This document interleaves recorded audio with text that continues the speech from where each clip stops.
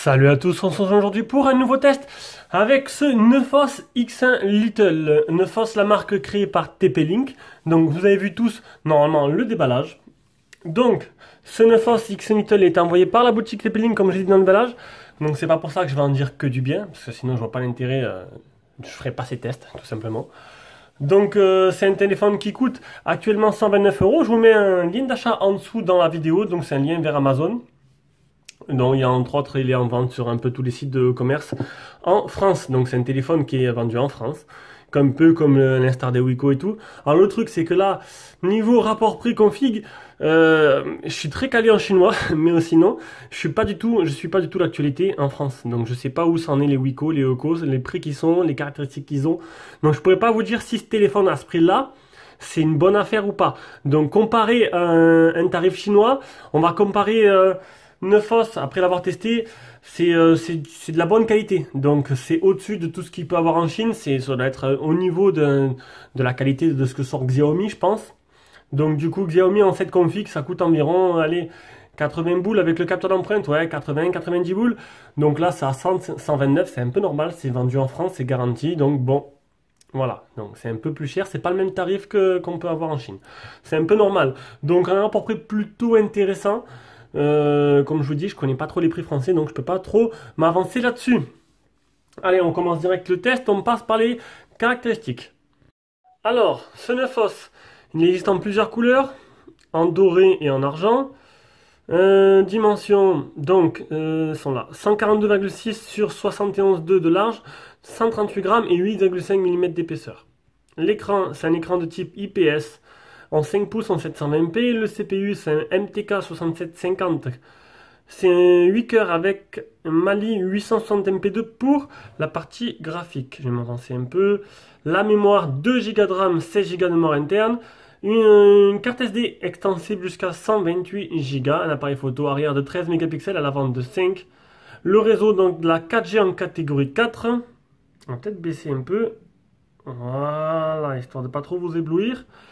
Ça, donc là, toute bande, sauf la B28, mais bon, la B28, c'est pas super important pour l'instant, à part ceux-là qu'on frit et qui habitent à la capitale.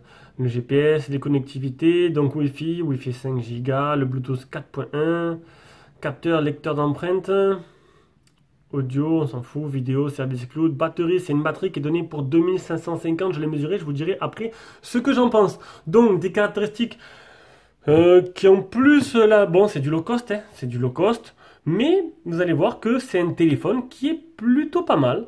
Il est bien conçu et c'est un téléphone plutôt moyen qui pour le prix qui est plutôt intéressant. Allez, on commence directement par le design.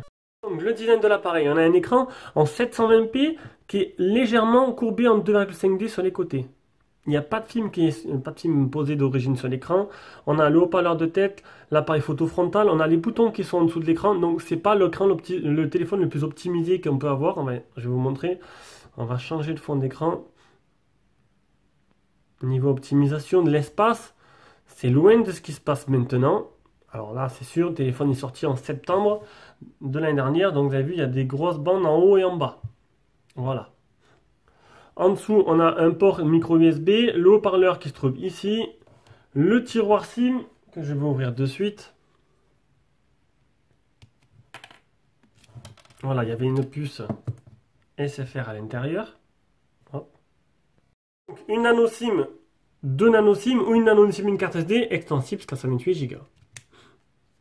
De l'autre côté, on a les boutons Power, bouton volume plus moins. Au-dessus, Monsieur Jack est là. Et à l'arrière, on a une coque en plastique, tout en plastique, imitation métal, le capteur d'empreinte ici, le double flash LED et l'appareil photo qui ressort légèrement de la coque arrière. Il n'y a pas de coque en silicone qui est fournie avec, donc ça c'est vraiment dommage. J'ai pas regardé, faut regarder. Bon, le problème c'est que ce téléphone-là, vu que c'est un téléphone vendu en France, faut regarder si vous trouvez pas des coques, mais voilà, vendu sur Amazon ou quoi. C'est très probable qu'ils en ont fait. Donc, design banal, prise en main bonne, c'est du 5 pouces, donc là-dessus il n'y a pas de problème. Finition très correcte. Donc après on ne parle pas c'est pas n'importe quelle marque, TP-Link, c'est quand même une grosse marque qui fabrique pas mal de produits informatiques, donc bon, c'est plutôt sympa. Donc pour l'instant, non, j'ai pas été déçu, au contraire, j'ai plutôt été surpris par le téléphone. Allez, et il y a une lettre de notification aussi. Une lettre de notification que je vais essayer de vous montrer. Hop, on tire un peu. Elle est, hop, elle est ici. Une notification qui se trouve juste là. Donc voilà, donc là-dessus, il n'y a rien à dire. On va passer directement à l'écran. Donc l'écran, je vous l'ai dit, un écran en 720p+. Hop, on va augmenter un peu. Donc un écran qui réagit très bien. Il n'y a pas eu de problème pour écrire les messages. Ça réagit très bien, c'est fluide.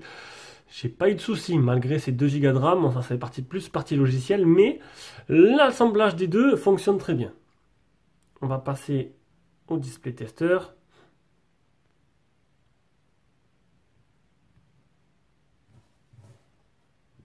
Vous montrer les couleurs. Donc il n'y a pas de fuite de lumière.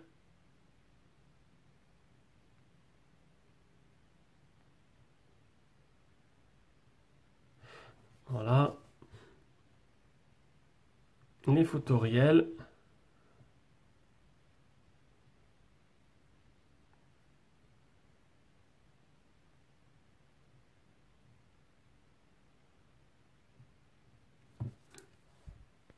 Et le multipoint, donc c'est un 10 touches, mais j'ai pas réussi. J'ai pas réussi. Alors peut-être un petit défaut de l'écran. J'ai pas réussi à mettre mes 10 doigts dessus en fait. Enfin, je les ai mis, mais bon, il ne nous a pas repéré, donc il m'a repéré un 9 touches. Voilà, un petit défaut de l'écran là-dessus.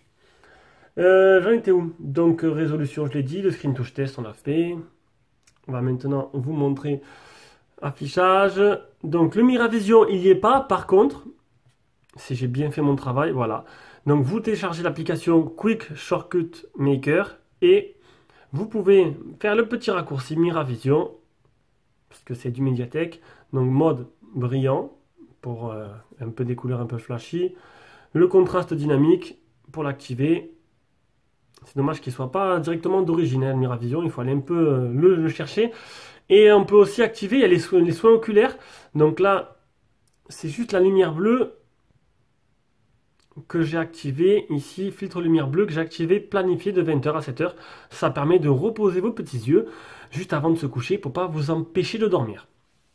Voilà, voilà. Donc, ben, l'écran, rien à dire. Il fait son job et ça c'est le principal. Allez, on passe à la partie logicielle. Partie logicielle. Donc, eh ben, Nephos, ils ont mis de la petite surcouche. Donc, ils ont fait leur petite surcouche à eux. C'est plutôt sympa. Ils auraient pu s'en rester avec du stock. Mais moi, je regarde pas. C'est pas un truc, c'est pas une lourde. Elle est pas lourde. Elle est pas très intrusive. Donc, on va aller voir ensemble. Donc, il n'y a pas de tiroir d'application, une météo, Smart Wi-Fi, Quick Bon, ça c'est moi qui l'ai mis. Qu'est-ce qu'ils ont mis d'autre exceptionnel? Non, il n'y a pas trop. Il y a des thèmes. Il y a quelques thèmes. Il n'y en a pas beaucoup. Il y en a 6. Voilà, 6 thèmes. Il y a des fonds d'écran aussi. Et des packs d'icônes. C'est le minimum, mais c'est plutôt sympa. Tiens, je préfère ces icônes-là. J'aime bien quand c'est gros, comme ça. Hop. Voilà. Après, c'est vous, ça vous permet de personnaliser un chouïa votre téléphone. On va dans les paramètres. À propos du téléphone, donc on est sur. Alors, ça s'appelle Nefui. Nfui. Nom de l'appareil, donc là, on est bien sur du Nephos X1 Lite. Parce que j'ai dit Little depuis tout à l'heure, mais c'est Lite. Ouais, désolé. 2 Go de RAM, 16 Go de mémoire interne. Il reste que 5,6. Hein, donc bon, c'est pas énorme quand même. Donc pensez à mettre une carte SD, une résolution 720p. Ça, on l'a vu. Les mises à jour, j'ai une mise à jour dès que j'allumais le téléphone. On l'a pu voir ensemble. Recherche de mise à jour. Votre appareil est à jour. Après, dans les options de la ROM, donc le capteur d'empreinte. On sent une petite vibration au moment du déverrouillage. Pas de problème. Ça marche très bien. Après, on peut faire duplication d'application. Ça, c'est pour cloner l'application. Par exemple, vous avez Facebook, vous voulez avoir avec deux. Bon, Facebook, non, c'est un mauvais exemple parce qu'on peut déjà le faire. Vous voulez prendre une application où vous avez 2 comptes différents et en fait, vous pouvez mettre. Du coup, ça clone l'application. Ça vous permet d'avoir la même application installée mais avec 2 comptes différents si c'est pas pourvu par l'application déjà d'origine. Fonction avancée. Donc, réglage des boutons. On peut inverser les boutons retour. Les boutons ici, retour et menu. Les boutons flottants, hop, ça nous fait apparaître ça. Voilà. Bon, ça, il n'y a pas trop d'intérêt. Les gestes pour l'écran éteint, donc double tap pour réveiller l'écran. Des commandes, des gestes sur l'écran pour faire des raccourcis. Vous faites un M, ça va dans musique. Un O, ça allume la lampe poche. Bon, ça pareil, pour moi, c'est pas utile. Capture d'écran moyen de geste, 3 doigts sur l'écran, ça fait une capture d'écran. Le mode gant pour augmenter la sensibilité en hiver quand vous avez vos gants. Ça, on s'en fout. La sensibilité tactile, vous pouvez l'augmenter si pour vous elle est un peu faible. La batterie, donc j'ai un gestionnaire d'économie intelligente si vous voulez prolonger votre batterie.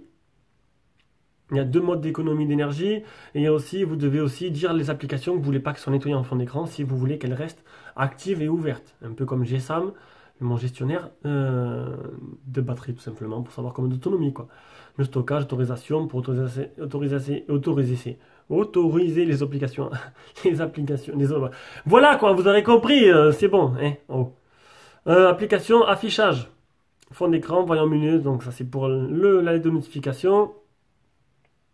Filtre lumière bleue, taille des caractères. Et voilà. Ne pas déranger, son de vibration, double SIM réseau. Bon, c'est basique. Les applications essentielles. Une ROM qui marche plutôt bien, c'est fluide. Il a jamais ramé. Même avec 2 Go de RAM, c'est très bien optimisé. Alors, on va tester maintenant le OTG. Donc, le téléphone, il fait bien OTG. Et on va aller... Non, ça c'est traduction. On va aller dans l'application photo, vous montrer un peu les fonds d'écran que j'ai... les fonds d'écran, n'importe quoi. Alors, vitesse d'écriture et de lecture de la RAM et de la mémoire interne. Ça, c'est Netflix. Donc, Netflix est compatible, malgré que vous allez voir que le Play Store n'est pas certifié. L'analyse, aucune propre, aucun malware. Ça, c'est pour après. Le Play Store, ah non, il est certifié. Je dis n'importe quoi, le Play Store, il est bien certifié. Et voilà, je pense que c'est bon. Donc, partie logicielle, il me manque plus que les capteurs du téléphone. État des capteurs. Alors, accéléromètre, gyroscope, champ magnétique, boussole, ça c'est très rare, de plus en plus je les vois. Capteur de lumière, capteur de proximité. Donc, ils sont là, ça marche très bien. Voilà, donc niveau logiciel c'est complet aussi. On passe directement à la performance. Alors, performance, ça va faire rapidement regarder les benches que j'ai fait. Donc, Geekbench. Bon, ça parle pas à tout le monde. Hein. C'est pour ça que je monte comme ça. Moi, les benches, pour moi, ça veut rien dire. J'ai pas besoin d'avoir un téléphone avec un Antutu de 150 000 pour me sentir plus heureux dans ma vie. Alors regarde le Redmi 5, ça c'est le Antutu mais il y a une nouvelle version, ça n'a pas marché au début mais après vous allez voir, ça a marché. Bench batterie de Geekbench, voilà 53 150 têtes, le Geekbench batterie, et ça c'est pour après. Allez on passe directement au jeu avec Rayman, donc je vous disais, je le répète plusieurs fois, voilà, il y en a plein qui font la course, ouais, il me faut le meilleur Antutu, lui il a 120 000, l'autre il a que 70 000, je préfère prendre celui-là à 120. J'étais pareil au début quand j'y connaissais rien. Mais une fois que vous avez eu 300 téléphones dans les mains, vous comprenez que le Antutu c'est juste superficiel en fait. C'est juste là pour, ouais, ça dit la puissance. Mais bon, avec un téléphone avec 50 000 points, tu peux, même avec 30 000, 40 000 points, tu peux tout faire avec ce téléphone-là. Tu me lui mets 4 Go de RAM, un petit processeur et tout va bien. Il y a tout qui tourne comme sur des roulettes. Après, c'est mon avis perso. Hein. Il y en aura toujours qui vont chercher le plus puissant, le meilleur. Si ça les rend plus heureux de dépenser 400 ou 500 euros, tant que c'est pas mes sous, tant mieux pour eux. Alors, on y va.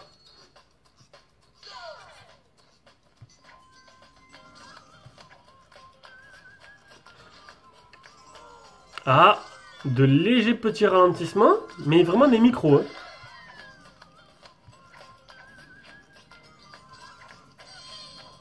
Sinon, dans l'ensemble, ça a l'air de tourner.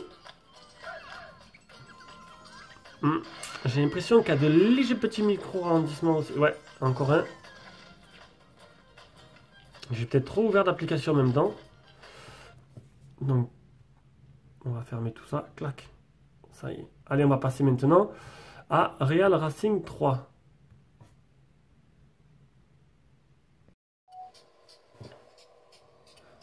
Ah, l'accéléromètre marche parfaitement.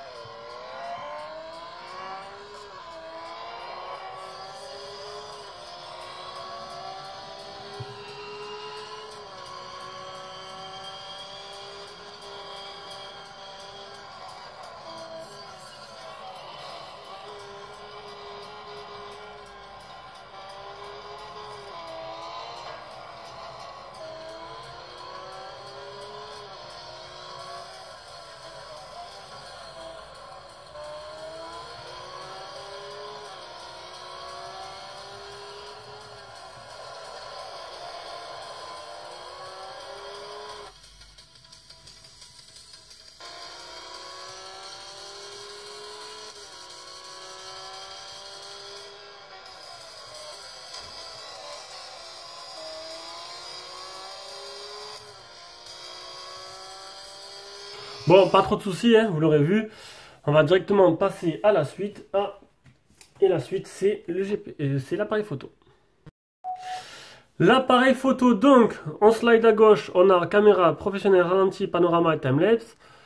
Et en slide à droite, on a des filtres. Au-dessus, changer de caméra. Le mode beauté, on va se mettre en 16 neuvième. Hop, le mode HDR et le flash. Allez, je vous mets maintenant les photos que j'ai prises et on reviendra juste après.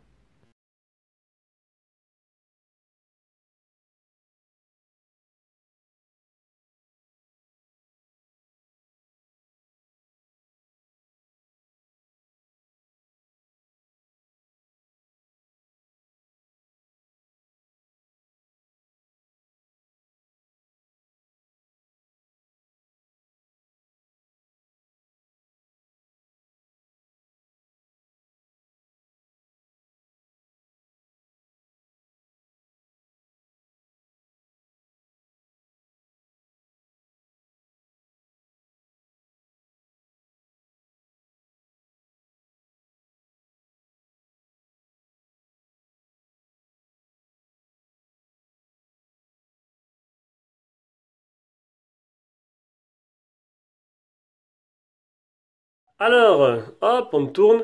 Alors, niveau photo, ça donne quoi? Donc déjà, vous voyez un peu la qualité et ce que ça fait en selfie. C'est pas dégueulasse. Donc, la vidéo, c'est plutôt propre. Plutôt propre. Le panorama, j'ai fait un petit panorama, je sais pas si vous avez bien vu. On va peut-être augmenter. Ah, ouf, ça fait un peu... Oula, c'est un peu affolé l'exposition là. On va baisser un peu. Allez, voilà, j'y vois mieux. La photo de... Bah, il fait pas très beau. En ce moment, il fait que pleuvoir. Enfin, moi, je trouve que les photos sont plutôt correctes. Le selfie, photo de nuit, nickel. Ouais, mon bureau, photo en plein jour, plutôt correct. Ça, on verra ça après. Et les photos que j'ai fait au déballage. Donc, niveau photo, ben, ça fera son travail, hein. J'ai rien à dire. C'est plutôt sympa et plutôt correct. On passe à la suite. Et la suite, c'est le GPS. Alors, le GPS, je reclique sur mes captures d'écran, clac, screenshot. Un fixe en 4 secondes sans le Wi-Fi, sans la donnée mobile. 17 trouvés, 4 fixés, 3 mètres. 14 fixés, 3 mètres de marge. Nickel, il n'y a pas de problème. Le GPS, c'est de la bombe, il marche très bien. Donc on passe à la suite. Partie audio-vidéo, donc déjà la qualité de communication, elle est très bonne. Il n'y a pas de problème là-dessus. On va lancer le son, voir pour écouter le son. Et on va tester le port jack, voir si le connecteur il marche correctement, tout simplement. Abonnement. Clac, ici. Bon, par contre, on peut voir que le Wi-Fi, c'est 2 barres.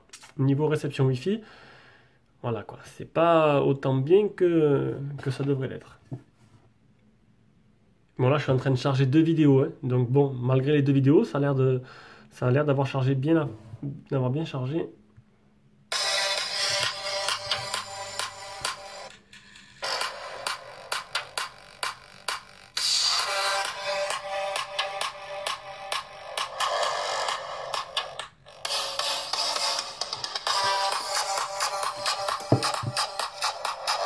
Bon, c'est correct. Le son, il est correct. Rien à dire dessus. Normalement, je le dis quand il est extra ou quand il est pourri. Mais là, il n'y a rien à dire. C'est plutôt correct. Oh là! Un petit souci. Un petit souci. Hop. Alors, qu'est-ce qui se passe avec le port jack? On retente. Port jack mis.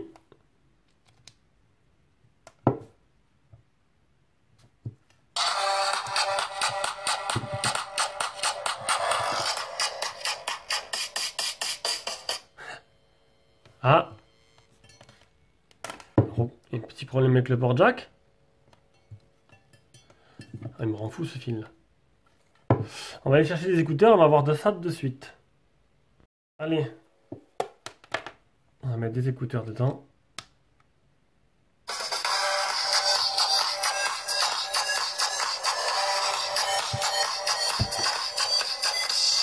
Alors là, c'est bien la première fois que ça m'arrive. Le port jack, eh ben, il fonctionne pas. Eh ben, c'est ballot. C'est ballot. Comment je vais expliquer ça? Oh putain. Attends, ils vont me dire, ah non, faut pas le montrer ça. Faut pas le montrer dans la vidéo, hein. Je vous envoie notre téléphone. Ben écoutez, on refait, allez.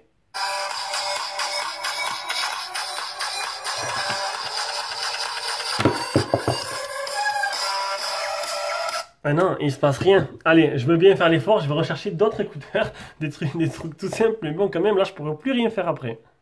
Allez, dernière tentative. On met le port jack, clac. Ah, là, il est reconnu. Ah, ah, ça marche. Ah, bizarre.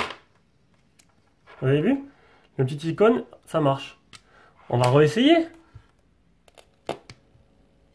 Ah ben non. Et pourquoi il reconnaît celui-là? Ah, attendez, j'ai encore un casque qui traîne juste à côté.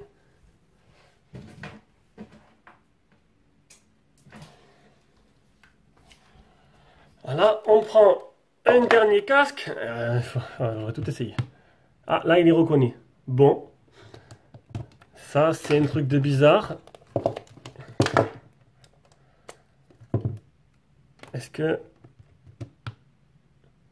les jacks sont pas assez longs? Mal fois, ça marchait sur tous. Celui-là, il a marché sur tous les téléphones. Donc, il doit pas être assez long. Alors, je sais pas, c'est bizarre. Bon, après, mon Sennheiser, il marche pas dessus. C'est peut-être normal, il est vachement court le truc, hein. Mais sinon, non, les deux casques là marchent. Donc, écoutez, je reste perplexe. Je vous remontre une. Attendez, la différence entre lui et l'autre, le Sennheiser. Ah ouais, il est plus court. Ah voilà, ben écoutez, c'est une histoire de longueur là, hein. C'est celui-là qui a la plus longue. Eh ouais. Bon, je peux pas vous faire essayer. Je peux vous faire essayer juste. On va écouter. On va monter à fond.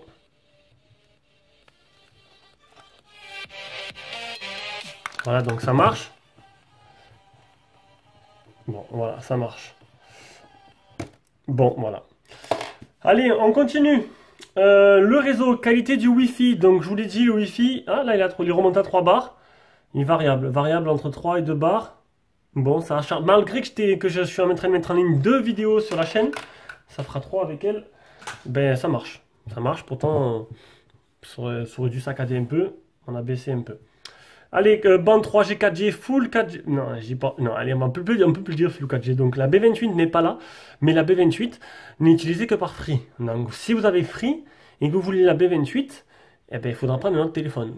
Mais de toute façon, si vous avez Free, vous aurez 3 Go. Ah, ah non, quoique. Non, 9os, ils seront reconnus, ils seront sûrement reconnus parce que c'est vendu en France, ils seront reconnus, donc vous aurez les 100 Go avec. Donc c'est que les Chinois qui ont des problèmes avec Free. On continue avec l'autonomie, une batterie qui est donnée pour 2550 mAh. Et là, je l'ai mesuré, mais alors c'était la première charge. J'ai voulu faire un autre, mais j'ai oublié.